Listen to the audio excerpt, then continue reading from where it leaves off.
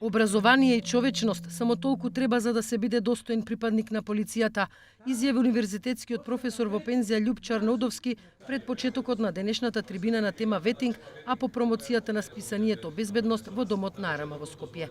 Според него полицајецот треба да е човек на кого народот ќе му верува и покрај кого ќе се чувствува безбедно. На времето имавме полицискка школа која изфрлаше средна, која изврши одлични кадри. Зашто ја уништивме? Учење. Министерот за внатрешни работи Оливер Спасовски рече дека ветингот или така нареченото проветрување веќе почнало од Управата за безбедност и контраразузнавање, а со него ќе бидат опфатени сите вработени во МВР.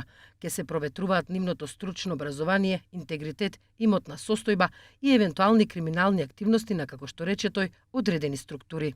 Го започнуваме процесот на ветинг во Управата за безбедност и контраразузнавање. Знаете дека се формираше новата Агенција за национална безбедност, веќе се формирани комисиите, имам информација од директорот дека тие започнуваат со работа.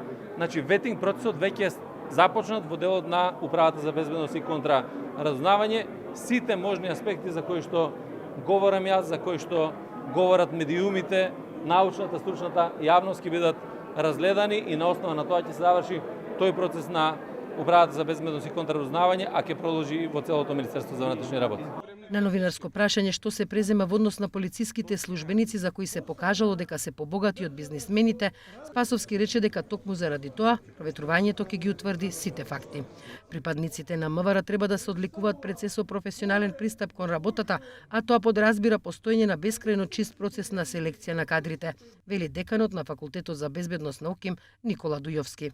Полицискиот службеник мора да има интегритет. Интегритетот подразбира отпорност на било какви влијанија што не се предвидени во законите.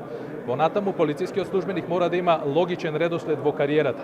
И еднаш за секогаш треба да разбереме дека секој полициски службеник, односно оној кој што се одлучил да служи на државата, мора да биде посветен до крај.